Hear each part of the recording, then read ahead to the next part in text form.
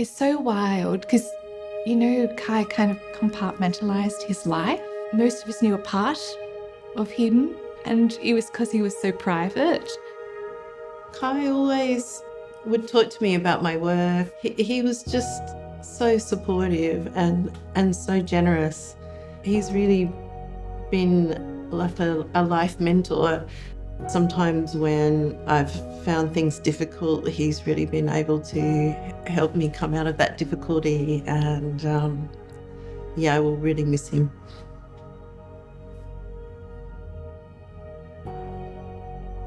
What does a chair back become when it's no longer attached to the rest of itself? I started thinking about things that inspired Khai. Khai had a real eye for seeking out early Germanic Barossa artifacts and furniture. Started thinking of myself as being like the craftsperson from that time brought into today, reworking Khai's chair. So inverting the gaze, the pragmatic approach that a migrant might have when they're making furniture in a new environment, perhaps maybe making from memory, perhaps making, rather resourcefully with what's at hand. There is no seat pan, I can weave a seat pan. We can sort of, use little material to reinstate the framework of this structure and hand weave the seat. A lot of people may overlook quite basic objects. Khai advocated for this idea of approaching objects without prejudice and absorbing and understanding their materiality for what they are, because there is beauty in everything.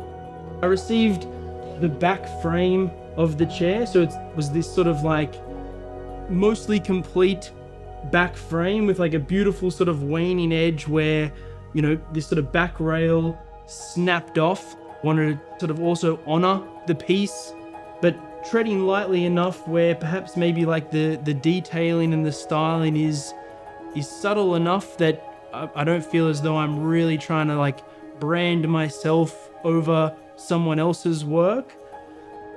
This idea of grafting two things together is an interesting sort of analogy for transformation. You sort of imagine all of these like fruit trees that, people have painstakingly sort of nurtured and grafted to become, a different varietal of peach or stone fruit or something like that. So, there's, I guess, like the symbolism of stylistically grafting two things together, but I think it's sort of backed up, a little bit in that it is quite literally grafted onto with this sort of like weaving. So physically, like the pre-existing frame is pulled into all of the new components that give it its function.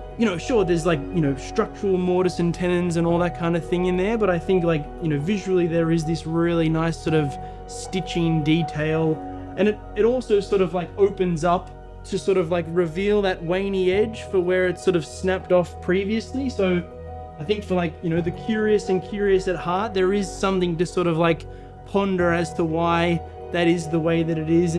How do you interpret something that is really only in need of a few parts to sort of reinstate its former function, as opposed to transforming it into something that it wasn't? Feel that when you're working with something that is pre-existing and is sort of loaded with, someone's countless hours of fine-tuning, you can't help but feel that responsibility, I don't think. Khai's knowledge of the history of furniture was vast at an intellectual level and an aesthetic level, but also at a physical making level. Khai used to spend many hours himself repairing furniture and looking after furniture. Almost at a cellular level, Khai understood what it was to preserve and keep and repair for future generations. I think Khai would have absolutely loved this chair and Andrew's approach, and I absolutely understand why he would have chosen someone like Andrew, who is so sensitive to materials and the very subtle power of beautiful material. Here you have the combination of two amazing artists who understand that potential of material and it's subtle, but it's powerfully beautiful. Yeah, it's lovely, isn't it? That's very Andrew. And that's Khai.